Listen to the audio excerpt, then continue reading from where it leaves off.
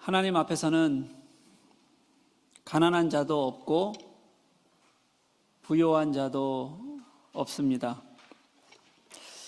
예수 그리스도의 십자가 앞에서는 모두가 동일한 생명의 가치를 가지고 있습니다.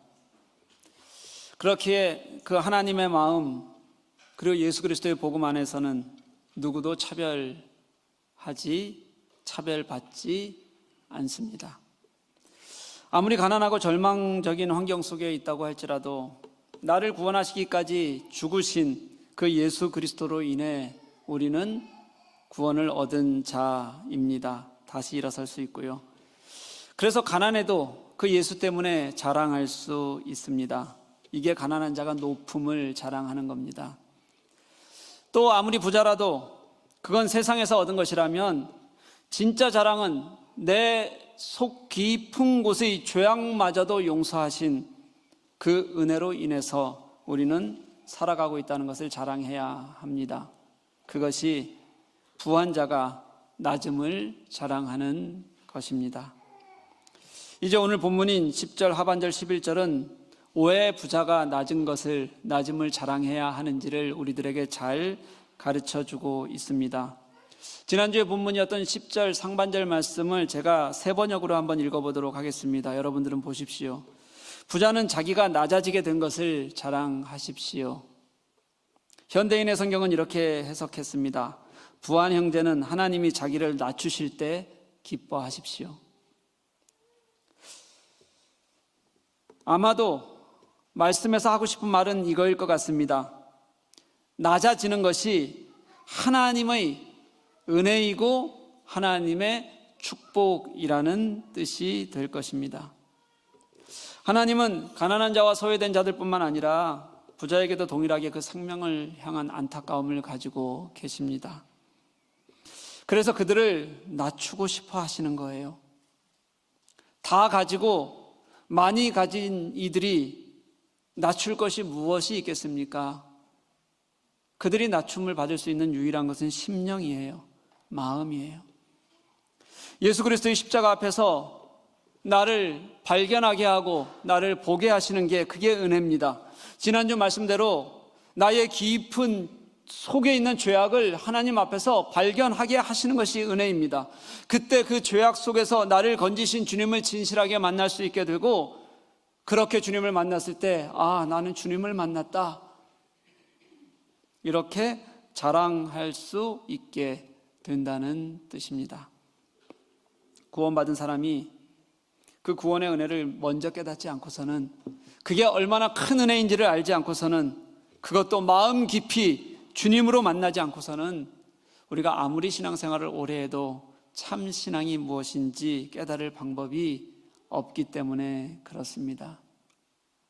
세상에서 얻은 것들 말고요, 내 영혼의 문제, 아무런 가능성도 없는 나를 사랑하셔서 건져주신 그 은혜를 아는 것, 이게 저는 신앙을 살아가기 위한 우리의 당연한 첫걸음이어야 한다고 그렇게 생각해요. 여러분, 그거는 머리로 아는 게 아닙니다. 그건 가슴으로 아는 거예요. 그렇게 가슴으로 알았을 때 이게 기쁨이구나 깨닫게 되는 게 부자가 낮음을 자랑하는 기쁨이 되는 겁니다.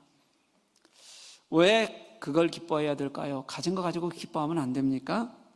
오늘 본문이 그 이유를 설명해 줍니다. 우리가 그렇게 더 가지려고 해요.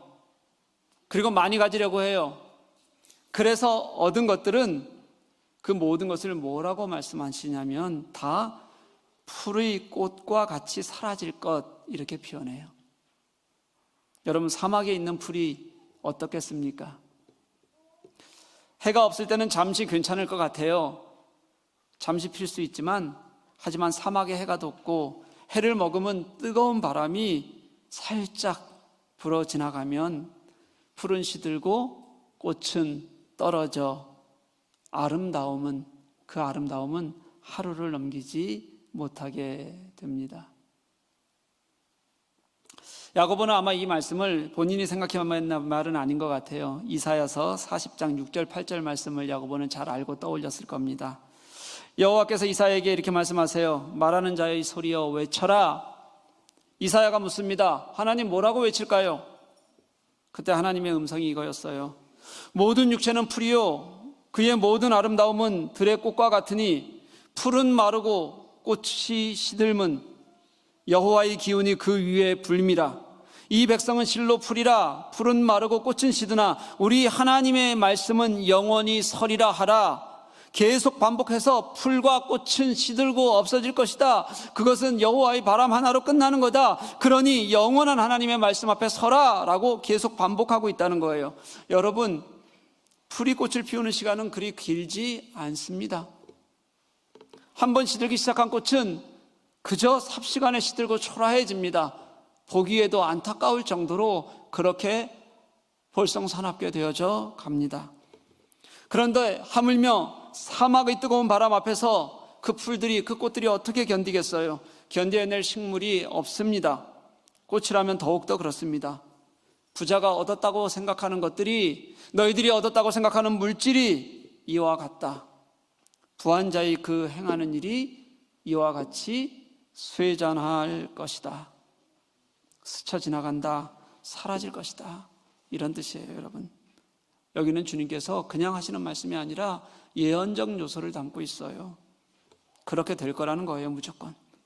물질에만 뜻을 두고 있으면, 주님보다 그게 더 소중하면 분명히 사라질 것이라는 예언적 선언에 가까운 거예요. 그냥 그럴지도 몰라 이렇게 말씀하고 있는 게 아니라는 거예요. 부와 물질에 의존해서 살고 있는 우리 신자들을 경고하는 겁니다. 물질이 어떤 경우에도 인생의 최종 목적이 되어서는, 목표가 되어서는 안 되는 거고요. 그것에 매여 살아서도 안 되는 겁니다. 왜냐하면 하나님의 창조 이유가 있잖아요. 하나님이 우리를 만드신 이유가 하나님의 영광을 위해서라고 말씀하셨어요. 나를 찬양하기 위해서 지었다고 말씀하셨어요. 그리고 하나님의 영광, 그 하나님과의 교제를 방해하는 가장 핵심이 구약시대부터 지금까지 계속되는 핵심이 뭐였냐면 만몬이에요. 하나님과 만몬은 진실하게 구분해야 되는 것이라고 그렇게 말씀하셨어요. 둘 중 하나를 선택하지 않으면 안 되는 거예요. 생각해 보십시오. 예수님은 분명히 하나님과 물질을 동시에 섬길 수 없다고 하셨는데 나는 그 물질에 마음이 가 있어요. 물질에 마음이 가 있으면서 하나님 말씀도 듣는 거예요. 그럼 하나님 말씀을 들으니까 또 내가 변하고 싶어져요.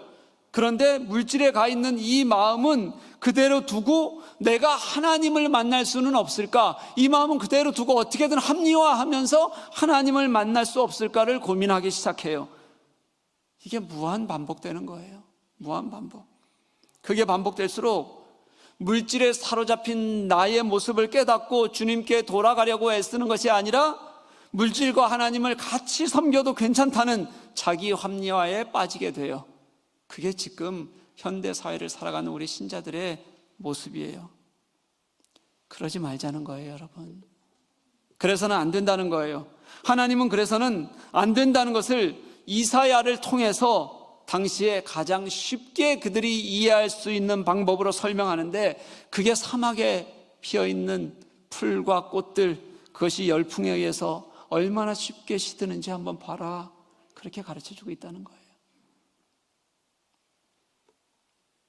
이것을 가지고 오늘 야고보는 오늘 본문에서 한 발을 더 나아가서 의미를 담았어요. 그 의미의 첫 번째가 뭐냐면, 여러분, 우리 인생은요, 외부의 환경에 쉽게 무너져 내리게 되어져 있다는 거예요. 여러분, 우리가 그렇게 발버둥 치고 세워가려고 하는 인생이라는 게 그렇게 스스로 굳건히 세워져 가든가요? 아니라는 거예요. 세워져 가는 것 같았는데도 사막의 풀 한번 보라는 거예요. 사막에서 풀을 마르게 하는 게 뭐예요? 해가 돋고 뜨거운 바람 한 번이면 버티지 못하듯이 내가 아무리 내 것을 스스로 할 수 있다고 여기는 것들이 있어도 그게 외풍 한번 불면 쓰러져 버리고 사라져 버리고 쓰러져 버리고 그리고 절망하는 게 그게 우리 모습 아니었냐? 그렇게 우리에게 한번 보라는 거예요. 꽤 오래된 얘기인데요, 제가 잘 아는 지인 한 분이 저를 찾아오셨어요. 당신이 그렇게 예수를 믿어도 잘 내려놓지를 못하겠다는 거예요. 가만히 들어보면 신앙의 이치는 다 알고 있는 분인 게 분명해요. 이해하는 거예요. 내 힘으로는 세상에 살아가기가 힘들고 잘 안 된다는 거예요. 그런데 내 힘으로 잘 안 되니까 어떻게든 그 근심을 면하기 위해서 더 무엇인가 하려고 하는 거예요. 더 악착같이 매달리려고 하고 더 무엇인가 만들어 놓으려고 노력을 해요. 그렇게 자꾸 내 마음이 간다는 거예요. 그래서 본인 생각에 조금 나아지려나 싶으면 또 어려움이 생긴대요. 그럼 좀 주님께 맡기면 되잖아요.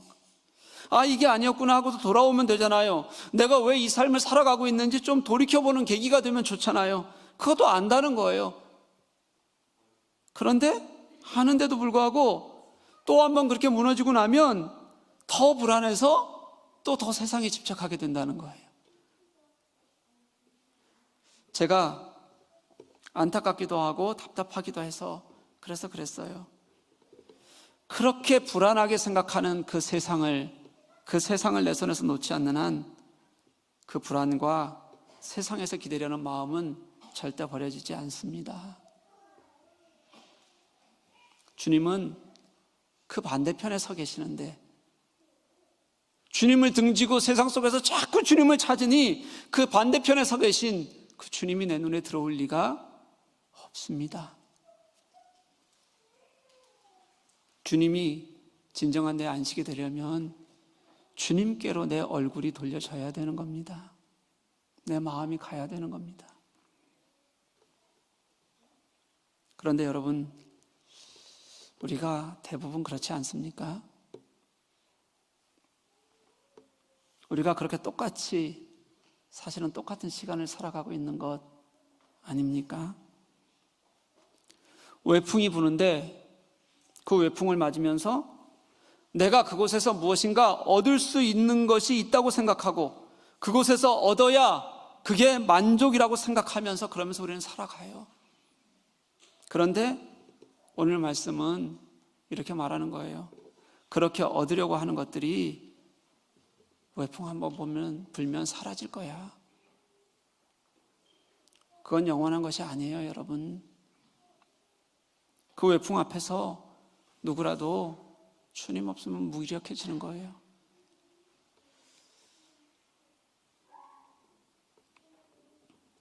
야고보는 풀이 마르면 꽃은 혼자 버틸 수 없다, 그렇게 설명해요.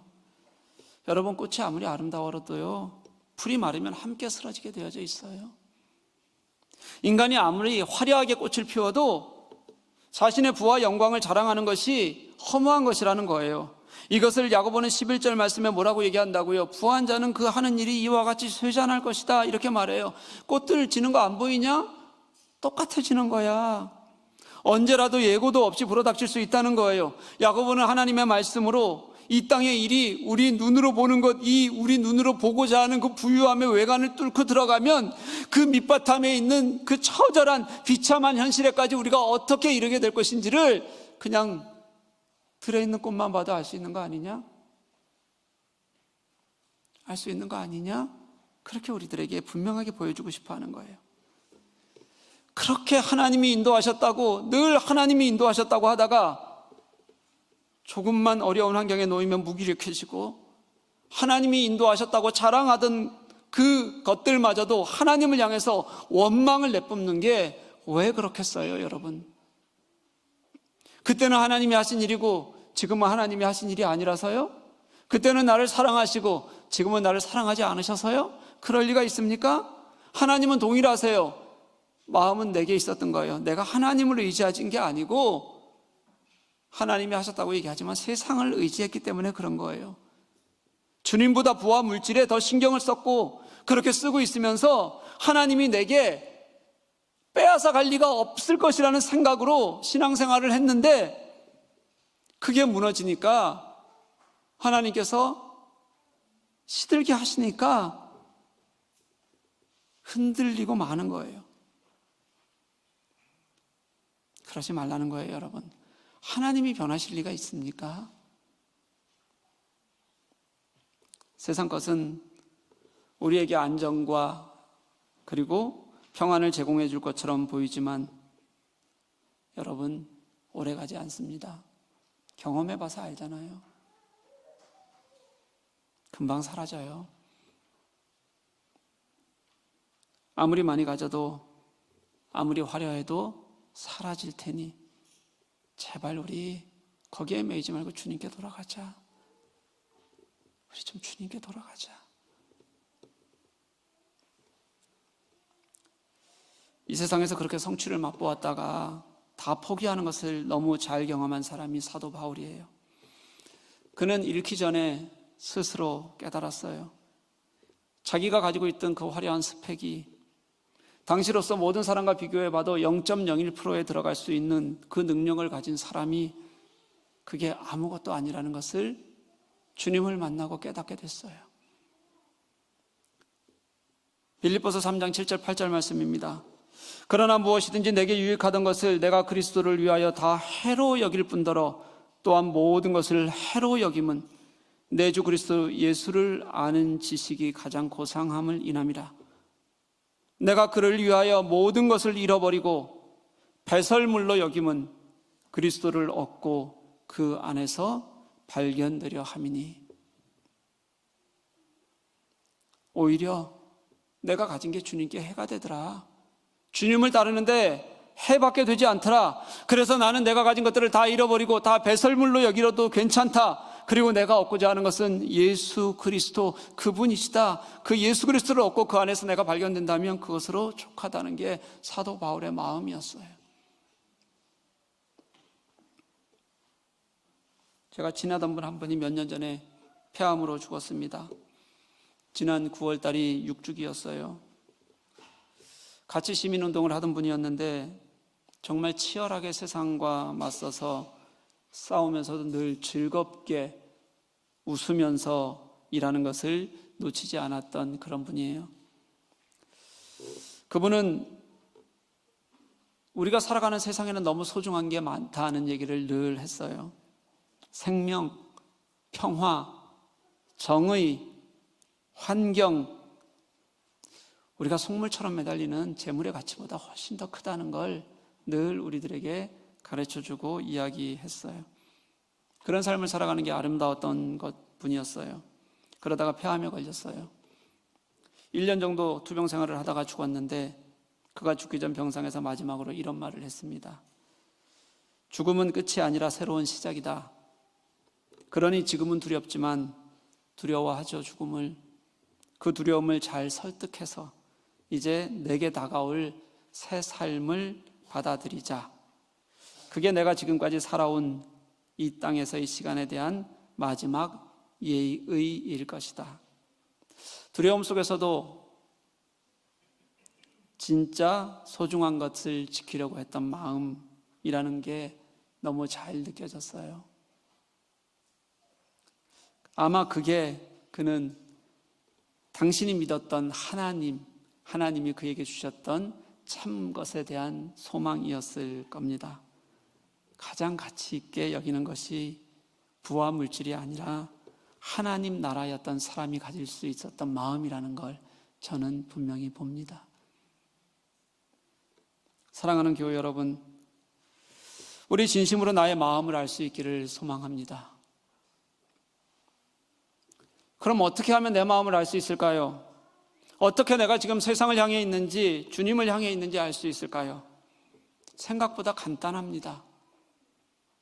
그 기준이 뭔가, 어떻게 기준 삼을 것인가, 그 기준을 찾아 헤매는 것이 아니라 그냥 내 마음에 보는 거예요. 내 마음을 보는 거예요. 사람마다 다 가진 것이 다르고 아무리 많이 가져도 늘 덜 가진 것처럼 생각하는 우리가 무슨 기준을 세울 수 있겠습니까? 내가 어떤 기준을 찾으려고 하지 말고 그냥 마음을 보면 알 것 같습니다. 내가 물질 때문에 다른 사람 상처를 주면 그냥 재물의 마음이 있는 거예요. 그냥 여러분, 간단해요. 이미 재물이 생명보다 더 귀한 겁니다. 하나님께 드리는 헌금이 조금이라도 마음에 안타까운 마음이 있고 아까운 마음이 있으면 솔직하게 지금 내가 진심으로 하나님께 구별해서 드리지 못하면 이미 재물에 매여 있는 겁니다. 재물보다 주님보다 재물이 더 좋은 겁니다. 그러니 사랑하는 여러분, 자꾸 다른 거 갖다 붙이지 말았으면 좋겠어요. 그냥 주님과 돈, 가치, 재물 놓고 내가 어디에 더 매여 있는지 보면 그냥 아는 거예요. 다른 환경이나 상황 이런 걸 자꾸 핑계 삼지 말고요. 그러면 끝없이 논쟁만 해요. 그 논쟁만 하다 주님을 찾지 못하고 한 발짝도 주님께 못 나가요. 하나님은 이 땅에 오셔서 십자가에, 하나님이 이 땅에 오셔서 십자가에 죽기까지 나를 구원하셨는데, 그 하나님이 오셔서 하신 일을 보면서도 알면서도 우리는 이런저런 핑계 삼으면 그게 어떻게 주님을 제대로 아는 것이겠어요? 주님 아는 거 아니에요. 그러니까 이제 우리 제발 어떤 핑계도 대지 말고 진짜 주님이 내 마음에 더 소중한지 보면 돼요. 핑계 없이 주님이 내 속에 더 좋으신 분이신지 진짜 그게 가장 소중한지 알면 돼요. 그리고 주님이 가르치신 대로 나누면서 살려고 노력하는지 보면 돼요. 여러분, 자꾸 다른 게 아니라 마음으로 진실하게, 진짜 진실하게 좀 보자는 거예요. 모가디슈라는 영화가 있습니다.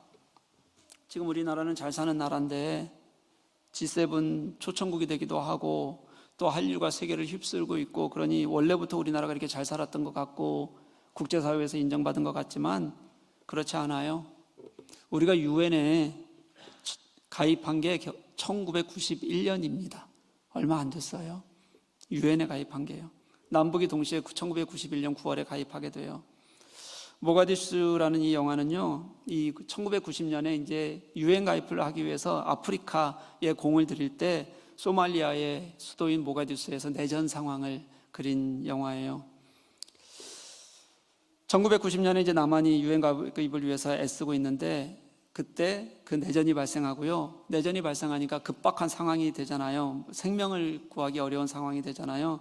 이런 상황에서 남북 대사관 직원들이 남과 북이요 같이 함께 탈출을, 목숨을 걸고 탈출하는 내용을 담은 영화예요. 여전히 냉전의 틀 안에 갇혀 있고 남북 대사관 직원들은 잘 안 맞아요. 이념적으로도 그렇고 서로가 가진 자존심도 세서 삐걱대는 와중에도 목숨을 건 탈출 앞에서 결국은 서로를 도우면서 마음이 나누어지고 탈출에 성공을 하는 그런 영화입니다. 그 영화의 마지막 장면이 참 감동이 돼요. 근데 진짜 별거 아닌데 감동이 돼요. 아무것도 없어요, 마지막 장면이. 근데 감동이 돼요. 결국 죽을 고비를 넘겨가면서 이탈리아 대사관에 도착을 하고요. 그들의 도움을 받아서 이탈리아 군용기를 타고 이제 케냐인 나이로비로 이렇게 탈출을 하는데, 그렇게 함께 생사를 넘나들면서 같은 동료로서 마음을 이제 확인을 한 거잖아요. 근데 공항에서 헤어질 때 마지막 장면이 뭐냐면 한마디도, 거의 그들 서로 사이에는 말 한마디도 없이 서로 행동만 있어요. 어떤 거냐면 음악이 잔잔히 깔리고요. 서로가 모르는 척 하는 거예요. 아는 척하면 국가보안법에 걸릴까봐, 또 무엇인가 서로에게 피해를 주게 될까봐. 그 죽음의 현장에서 살아나기 위해서 몸부림쳤던 서로에 대한 애틋한 마음, 그걸 그냥 꾹꾹 참아가면서 모르는 척 헤어지는 장면이 진짜 별거 아닌데 감동적이에요.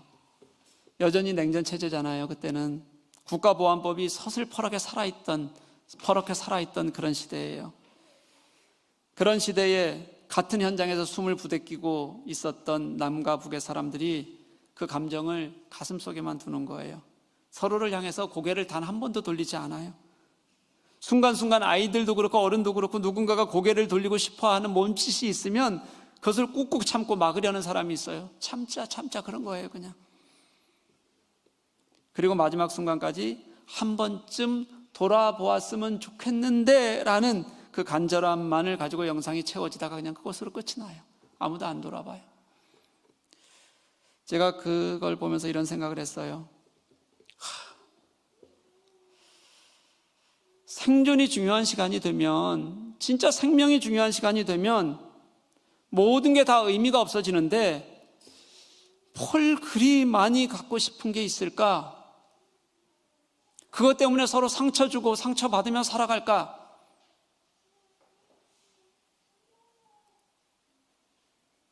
뭐 그리 갖고 싶은 게 주님보다 그렇게 많을까? 더 크게 한번 보죠. 우리 그리스도인들에게는 영혼을 향한 갈망보다, 구원을 향한 갈망보다 더 소중한 게 없을 텐데, 없어야 하는데 우리는 왜 여전히 더 많이 갖고 싶어서 발버둥 칠까? 오늘 본문은요, 종말론적 시각에서 보고 있어요. 그냥 우리가 보이는 게, 눈에 보이는 게 다라고 여기지 말라는 뜻입니다. 가난한 사람들이 얻은 그 신앙의 존귀함을 어떻게 부자들이 가지고 있는 물질과 비교할 수 있겠어요? 여러분, 있다고 생각해요? 없다고 생각하는 우리가 진짜 어디에 매이냐면 물질에 매이는 거예요. 이상하죠?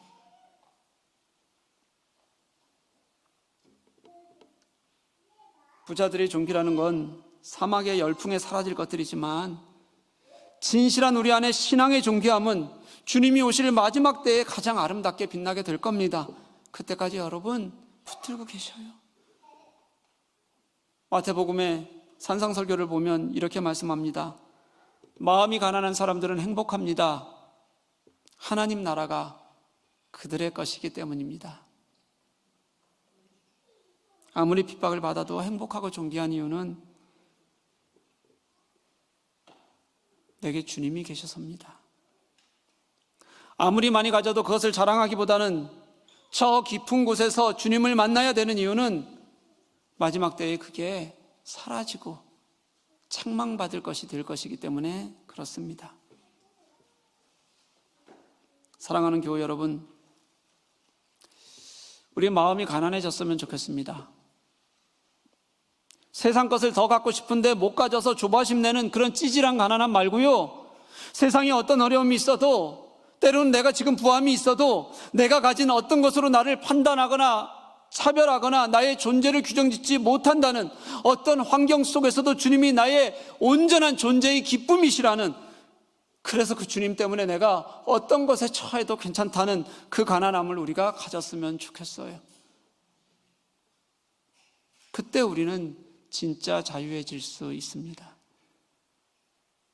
세상에 매이지 않을 수 있게 됩니다. 지난주에도 말씀드렸어요.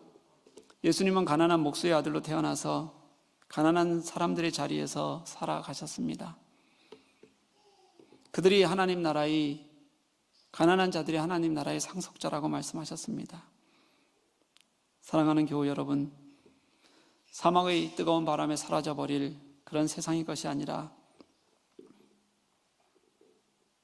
더 소중해서 놓을 수도 놓아서도 안 되는 하나님이 나의 가장 소중한 진실한 고백이, 삶이 될 수 있기를